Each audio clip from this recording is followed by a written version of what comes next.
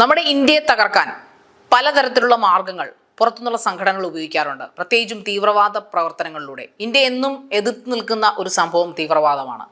പ്രത്യേകിച്ചും മത തീവ്രവാദം ഇന്ത്യക്ക് യാതൊരു താല്പര്യമില്ലാത്തൊരു കാര്യമാണ്. അത് ചെയ്യുന്ന ആരെയായാലും, അത് ഏത് പാർട്ടികൾ ഭരിച്ചാലും അത് ഇന്ത്യ എതിർക്കുമെന്ന കാര്യത്തിൽ സംശയമൊന്നുമില്ല. അക്കൂട്ടത്തിൽ ഞെട്ടിപ്പിക്കുന്ന ഒരു വിവരമാണ് ഇന്ന് NIA പുറത്തുവിട്ടിരിക്കുന്നത്. ശരിക്കും 950ഓളം ഒരു പ്രത്യേക മതത്തിൽപ്പെട്ട നേതാക്കന്മാരുടെ പേരുകൾ ഹിറ്റ് ലിസ്റ്റ് ചെയ്യപ്പെട്ടിരിക്കുന്നു. അതായത് ഹിറ്റ് ലിസ്റ്റ് ചെയ്യപ്പെട്ടിരിക്കുന്ന സംഘടന ഇന്ത്യയിലെ നിരോധിത സംഘടനയായ PFI, Popular Front of India, അവരിൽ നിന്നാണ് പിടിച്ചെടുത്തത്. അവരുടെ നേതാക്കന്മാരിൽ നിന്നും പ്രതികളാക്കപ്പെട്ടവരിൽ നിന്നുമാണ് ഇത് പിടിച്ചെടുത്തിരിക്കുന്നതാണ് വാസ്തവം. നമുക്കറിയാവുന്നതും അറിയാത്തതുമായിട്ടുള്ള കുറേയധികം നേതാക്കന്മാരുടെ പട്ടികയാണ് ഇവരുടെ പല ആൾക്കാരിൽ നിന്നും NIA പിടിച്ചെടുത്തിരുന്നത്. നമുക്കറിയാം, കഴിഞ്ഞ വർഷം 2022 അതായത് കഴിഞ്ഞ സെപ്റ്റംബറിൽ ഒരു ദിവസം തന്നെയാണ് 15 ഇടങ്ങളിൽ NIA റെയ്ഡ് നടത്തിയത്. വേറൊന്നും കൊണ്ടല്ല, ഇങ്ങനെയുള്ള ചില ഇൻഫർമേഷൻസ് വന്നതുകൊണ്ടാണ് NIA കേരളത്തിലും ഇന്ത്യയിലും ഒട്ടാകെയും ഒറ്റ ടൈം, അതായത് രക്ഷപ്പെടാൻ ഒരു പഴുതുപോലും കൊടുക്കാത്ത രീതിയിൽ ഇവരുടെ എല്ലാം സംഘടനകൾ ഉന്മൂലനം ചെയ്യണമെന്ന ഉദ്ദേശത്തോട് തന്നെ NIA റെയ്ഡ് ചെയ്തു. ഇതിനെതിരെ ഒരുപാട് ശക്തമായിട്ടുള്ള പ്രതിഷേധങ്ങളും കാര്യങ്ങളൊക്കെ ആ സമയത്ത് ഉണ്ടായിരുന്നു. പക്ഷേ അത് ഇന്ന കാരണം കൊണ്ടാണെന്ന് രഹസ്യാന്വേഷണ വിഭാഗത്തിന് കിട്ടിയ വിവരത്തിന്റെ അടിസ്ഥാനത്തിലാണ് അറ്റ് എ ടൈമിൽ നമ്മൾ ആലോചിക്കണം. അറ്റ് എ ടൈമിൽ ഇത്രയധികം സ്ഥലങ്ങൾ, ഇത്രയധികം കേന്ദ്രങ്ങൾ ഒറ്റ സമയത്ത് റെയ്ഡ് ചെയ്യണമെങ്കിൽ എത്ര മാത്രം സന്നാഹങ്ങൾ ഒരു രാജ്യത്തിന്റെ സുരക്ഷാ ഏജൻസിക്ക് വേണമെന്നുള്ളത്. അത്രയും റിസ്ക് എടുത്തുകൊണ്ട്, അത്രയും ചെലവ് മുടക്കിക്കൊണ്ട് സ്വന്തം രാജ്യത്തെ ഒരു മത തീവ്രവാദ വാറിൽ നിന്ന് രക്ഷിക്കാൻ വേണ്ടി ഗവൺമെന്റ് എടുത്തൊരു നയമായിരുന്നു. ഒറ്റയടിക്ക് NIA കൊണ്ട് റെയ്ഡിങ് എല്ലാ ടൈമിലും അവർക്ക് ചിന്തിക്കാനോ രക്ഷപ്പെടാനോ സമയം കിട്ടുന്നതിനും അങ്ങനെ ചെയ്തതുകൊണ്ടാണ് ഇത്തരം ഒരു ക്രൂഷ്യൽ ആയിട്ടുള്ള വിവരം ഇന്നിപ്പോൾ NIAയിൽ കിട്ടിയിരിക്കുന്നത്. അത് അവർ കോടതിയിൽ സമർപ്പിച്ചിരിക്കുന്നത്. അത് പാലക്കാട് ശ്രീനിവാസന്റെ വധത്തോടനുബന്ധിച്ച് ജാമ്യം അപേക്ഷ കൊടുക്കുന്നതിൽ NIA കൊടുത്തിരിക്കുന്നത് അവരുടെ ജാമ്യം റദ്ദ് ചെയ്യുകയുണ്ടായി. അതായത് PFI ഭീകരരായ Muhammad Bilal, Riyasuddin, Ansar KP, Zaheer KV എന്നിവരുടെ ജാമ്യാപേക്ഷകൾ പരിഗണിക്കുന്നതിനിടെയാണ് ദേശീയ ഏജൻസി NIA കോടതിയിൽ ഇക്കാര്യം വ്യക്തമാക്കിയത്. പ്രതികളുടെ ഹർജി കോടതിയിൽ തള്ളുകയും ചെയ്തു. പാലക്കാട് ശ്രീനിവാസൻ വധക്കേസിലെ പ്രതി സിറാജുദ്ദീനിൽ നിന്നാണ് 240 പേരുടെ പട്ടിക പിടിച്ചെടുത്തത്. കൂടാതെ മറ്റൊരു പ്രതി അയൂബിന്റെ വീട്ടിൽ നിന്ന് 500 പേരുടെ പട്ടികയാണ് പിടിച്ചെടുത്തത്. മുഹമ്മദ് സാദിഖ് എന്ന പ്രതിയുടെ കയ്യിൽ നിന്ന് 232 പേരുടെ പട്ടികയും കണ്ടെടുത്തു. 15ാം പ്രതി അബ്ദുൾ വഹാബിന്റെ പേഴ്സിൽ നിന്ന് കണ്ടെടുത്ത 5 പേരുടെ മെയിൻ ലിസ്റ്റിലാണ് ജില്ലാ ജഡ്ജിയുടെ പേര് വരെ കണ്ടെത്താൻ സാധിച്ചത്. പ്രത്യേകിച്ചും ഈ NIAയുടെ കേസുകൾ കൈകാര്യം ചെയ്യുന്ന ജില്ലാ ജഡ്ജിയുടെ പേരുകളാണ് ഇതിനകത്തുണ്ടായിരുന്നത്. അത് മാത്രമല്ല, നമ്മുടെ മലയാളിയായ ശശികലയുടെ പേരും, പിന്നെ പ്രത്യേക മത നേതാക്കന്മാരുടെ പേരും, പ്രത്യേക സമുദായങ്ങളിൽപ്പെട്ട മത നേതാക്കന്മാരുടെ പേരും ഒക്കെ ഹിറ്റ് ലിസ്റ്റ് ചെയ്യപ്പെട്ടവരുടെ കൂട്ടത്തിൽ പെടുന്നു. നമ്മളൊന്ന് ആലോചിക്കൂ, ഇസ്ലാമിക തീവ്രവാദം വളർത്തുന്നതിന് വേണ്ടിയിട്ടാണ് ഇതെല്ലാം ചെയ്തു കൂട്ടുന്നത്. പോപ്പുലർ ഫ്രണ്ട് ഓഫ് ഇന്ത്യ എന്നൊരു പേരിട്ട് അതിന് ആ സംഘടന നിരോധിച്ചതിന്റെ പേരിൽ ആ സമയത്ത് തന്നെ കുറേയധികം നേതാക്കന്മാർക്ക് വധഭീഷണി ഉണ്ടായിരുന്നുകൊണ്ട് അവർക്ക് പ്രത്യേക കാറ്റഗറിയുള്ള സുരക്ഷാ സംവിധാനമാണ് ഏർപ്പെടുത്തി കൊടുത്തിരുന്നത്. നമ്മുടെ രാജ്യം എത്രമാത്രം കാര്യങ്ങളാണ് ഇന്ന് നേരിട്ടുള്ളത് നമുക്കറിയാം. പഹൽഗാം ഭീകരാക്രമണം നമുക്കറിയാവുന്നതാണ് അല്ലേ.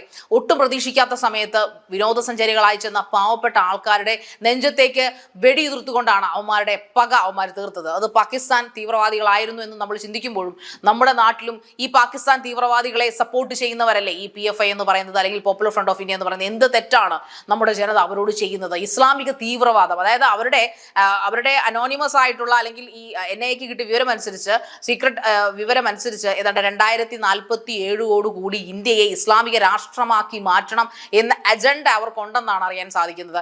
ഒന്ന് ആലോചിച്ച് നോക്കി, എത്ര ഭീകരമാണ് അവസ്ഥ. നമ്മുടെ ഇന്ത്യ എന്ന് പറയുന്നതിന് ഈ ലോകത്തിൽ ഒരിടത്തും ഇങ്ങനെ ഒരു രാഷ്ട്രമില്ല. നാനാത്വത്തിൽ ഏകത്വമുള്ള പല സംസ്കാരങ്ങൾ കൂടിച്ചേർന്ന, പല മതങ്ങൾ കൂടിച്ചേർന്ന ഒരു രാഷ്ട്രം. മനോഹരമായ ഭൂപ്രകൃതിയാലും, അല്ലെങ്കിൽ എന്തുകൊണ്ടും മനോഹരമായ ഭൂപ്രകൃതി സവിശേഷതകൾ കൊണ്ടും രാഷ്ട്രം കൊണ്ടും ഒക്കെ മനോഹരമായിട്ടൊരു രാജ്യത്ത് നമ്മൾ ജനിക്കുന്നു, ജീവിക്കുന്നു. അവിടെ നമ്മുടെ കേരളത്തിൽ തന്നെ എന്തോരം മതങ്ങളുണ്ട്, എന്തോരം ഭാഷകളുണ്ട് അല്ലെ. മലയാളമാണെങ്കിൽ തന്നെ വടക്കൻ സംസാരിക്കുന്നത് കാസർഗോഡുകാർ സംസാരിക്കുന്നതല്ല കണ്ണൂരുകാർ സംസാരിക്കുന്നതല്ല ആലപ്പുഴക്കാർ സംസാരിക്കുന്നതല്ല കോട്ടയംകാർ സംസാരിക്കുന്നത്. കോട്ടയത്തിൽ നിന്നും ആലപ്പുഴയിൽ നിന്ന് വ്യത്യസ്തമാണ് തിരുവനന്തപുരംകാർ സംസാരിക്കുന്നത്. ഓരോ ജില്ലയിലും താലൂക്കിലും ആൾക്കാരുടെ സ്വഭാവങ്ങളും മറ്റെല്ലാ കാര്യങ്ങളും വ്യത്യസ്തമാണ്. എന്നാൽ മറ്റു കൺട്രികളിൽ എടുത്തു നോക്കൂ, ഇപ്പോൾ യൂറോപ്പിൽ ചെന്നാലും എല്ലായിടത്തും ഇംഗ്ലീഷാണ്, അല്ലെങ്കിൽ അവരുടെ കോമൺ ആയ ഭാഷ. ഇപ്പോൾ ജർമ്മനിയിൽ ചെന്നാൽ ജർമ്മൻ, ഇറ്റലിയിൽ ചെന്നാൽ ഇറ്റാലിയൻ, സ്പെയിനിൽ ചെന്നാൽ സ്പാനിഷ് എന്ന് പറയുന്നത്, ഫ്രാൻസിൽ ചെന്നാൽ ഫ്രഞ്ച് സംസാരിക്കും എന്ന് പറയുന്ന പോലെ ആലപ്പുഴയിൽ വന്നാൽ, അല്ലെങ്കിൽ കേരളത്തിൽ വന്നാൽ മലയാളം സംസാരിക്കും. പലതരം ടൈപ്പും മലയാളം സംസാരിക്കാം. എന്നാൽ ഇന്ത്യ എന്ന് പറയുന്ന രാജ്യത്ത് കേരളത്തിൽ വന്നാൽ മലയാളം, തമിഴ്നാട്ടിൽ ചെന്നാൽ നമ്മൾ തമിഴ്, കർണാടകയിൽ ചെന്നാൽ കന്നഡ സംസാരിക്കും. അങ്ങനെ വൈവിധ്യങ്ങളാൽ നിറഞ്ഞൊരു നാട്, സാംസ്കാരിക വൈവിധ്യങ്ങളാൽ നിറഞ്ഞൊരു നാട്, എത്രയോ നൂറ്റാണ്ടുകളോളം സിന്ധു നദിയുടെ സംസ്കാരത്തോടും അതോടൊപ്പം ആർഷഭാരത സംസ്കാരത്തോടും കൂടിച്ചേർന്ന് കിടക്കുന്ന നാട്. ആ നാട്ടിൽ നിന്ന് ദുഷ്ടന്മാരായിട്ടുള്ള ബ്രിട്ടീഷുകാർ വന്ന് 400 വർഷത്തോളം നമ്മളെ ഭരിച്ചു, സ്വേച്ഛാധിപതികൾ ഭരിച്ചു. അവന്മാർ ചെയ്തുവിട്ട കറയാണ് ഇന്ത്യയെ കീറി മുറിക്കുക എന്നുള്ളത്. ആ കീറി മുറിക്കപ്പെട്ടതിന് ശേഷം പാകിസ്ഥാനും ഇന്ത്യയും രണ്ടും രണ്ടായി. നമ്മുടെ സഹോദരങ്ങൾ തന്നെയാണ്. ഇന്ത്യക്ക് എപ്പോഴും ചിന്തിക്കുക നമ്മുടെ സഹോദരങ്ങളാണ് പാകിസ്ഥാനുള്ളതെന്നാണ്. പക്ഷെ പാകിസ്ഥാൻ ഒരിക്കലും ചിന്തിക്കില്ല നമ്മുടെ സഹോദരങ്ങളല്ല. അവിടെ സാധാരണ ജനങ്ങൾക്ക് ഒരിക്കലും നമ്മളോട് പ്രശ്നമില്ല. പക്ഷെ അവിടെ ഇസ്ലാമിക ഭീകരതയാണ് വളർത്തിക്കൊണ്ടിരിക്കുന്നത്. അങ്ങനെയുള്ള ഭീകരന്മാരാണ് ഭീകരവാദികളായിട്ട് പാകിസ്ഥാൻ അധിനിവേശ കാശ്മീരിലും മറ്റും അവിടെ സിരകളിൽ വിഷം കുത്തിവെച്ച് കൊടുക്കുകയാണ്. അതായത് നിങ്ങൾ ഹിന്ദുസ്ഥാനികൾക്കെതിരെയാണ് നിങ്ങൾ വർക്ക് ചെയ്യേണ്ടത്, അവിടെ നിങ്ങളെ വർക്ക് ചെയ്യേണ്ടത്, അല്ലെങ്കിൽ ഹിന്ദുസ്ഥാനികളെ കൊന്നൊടുക്കാനാണ് നിങ്ങളുടെ ആത്യന്തിക ലക്ഷ്യമായിരിക്കേണ്ടത് എന്ന രീതിയിൽ അവരെ സിരകളിൽ വളർന്നു വരുന്ന കുഞ്ഞുമക്കളുടെ സിരകളിൽ വരെയാണ് ഈ ഇസ്ലാമിക വിരുദ്ധത അല്ലെങ്കിൽ ഈ ഇസ്ലാമിക തീവ്രവാദം കുത്തിവെച്ച് കൊടുക്കുന്നത്. അപ്പോൾ അവർ ചിന്തിക്കുന്നത് എന്താണ്? ഞങ്ങൾ മുസ്ലിങ്ങളായതുകൊണ്ടാണ് ഞങ്ങളോട് ഇത് കാണിക്കുന്നത്. ഞങ്ങൾക്ക് വെറുതെ ഇന്ത്യയിൽ ഒരിടത്തും മുസ്ലിങ്ങളോട് വേർതിരിവ് കാണിക്കുന്നില്ല. ഇന്ത്യയിലെ ഒരു രാഷ്ട്രകൂടവും അല്ലെങ്കിൽ ഇന്ത്യയുടെ വികസനം ആഗ്രഹിക്കുന്ന ഒരു രാഷ്ട്രകൂടവും അല്ലെങ്കിൽ ഒരു പൊളിറ്റിക്കൽ പാർട്ടിയും അത് ആഗ്രഹിക്കുന്നുമില്ല. അത് കോൺഗ്രസ് ആവട്ടെ, ഇനി ഏത് പാർട്ടി ആവട്ടെ, ബി ജെ പി ആയിക്കോട്ടെ, കോൺഗ്രസ് ആയിക്കോട്ടെ, ആരും തന്നെ ഒരു മത തീവ്രവാദം ഇവിടെ വളർത്താൻ ആഗ്രഹിക്കുന്നില്ല. പോകുന്ന കാലത്തോളവും എല്ലാവരെയും ഒറ്റ ചട്ടക്കൂടിലാക്കിക്കൊണ്ട് പോകണമെന്നാണ് ഈ പറയപ്പെടുന്ന BJP ആയാലും ആഗ്രഹിക്കുന്നത്. എന്തെങ്കിലും അത്ഭുതപ്പെടേണ്ട കാര്യമില്ല. കാരണം ഹിറ്റ് ലിസ്റ്റിൽ 950 പേരുടെ പട്ടികയാണ് അവർ തയ്യാറാക്കിയിരുന്നത്. അതിൽ ഭൂരിഭാഗം എന്ന് പറഞ്ഞാൽ 99.9% RSS BJP നേതാക്കന്മാരുടെ പേരുകളാണ്. പിന്നെ ഹൈന്ദവ സംഘടനകളുടെ നേതാക്കന്മാരുടെ പേരുകളൊക്കെ ഉണ്ടെന്ന് പറയപ്പെടുന്നു. ശശികലയുടെ പേരുണ്ടെന്ന് പറയുമ്പോൾ തീർച്ചയായിട്ടും നമുക്ക് ഊഹിക്കാം ഇനി അതൊക്കെ മേലെ നിൽക്കുന്ന ഒരുപാട് BJP വക്താക്കൾ നമ്മുടെ നാട്ടിലുണ്ടല്ലേ, അവരുടെയൊക്കെ പേരുകൾ അതിനകത്ത് ഉണ്ടായിരിക്കുന്ന കാര്യത്തിൽ ഒരു സംശയവുമില്ല. എന്നിരുന്നാലും ഈ NIA റിപ്പോർട്ട് പേടിപ്പെടുത്തുന്നതാണ്. നമ്മുടെ രാഷ്ട്രം ഇപ്പോൾ ഭരിക്കുന്ന BJP ആണ്. ഒരുപാട് നല്ല നേതാക്കന്മാർ BJP യിൽ നമുക്കുണ്ട്. അവരുടെയൊക്കെ പേരുകളെല്ലാം ഒരുപക്ഷെ ഈ ഹിറ്റ് ലിസ്റ്റിൽ പെട്ടേക്കാം. അതുകൊണ്ട് അതീവ സുരക്ഷിതരായിട്ടിരിക്കണമെന്നാണ് NIA നിർദ്ദേശം. അതോടൊപ്പം തന്നെ ഇത്തരം ഭീകരർക്ക് ഒരു തരത്തിലും ജാമ്യം അനുവദിക്കരുത്. അതുകൊണ്ട് തന്നെ ജാമ്യം നിഷേധിച്ചിട്ടുണ്ട്.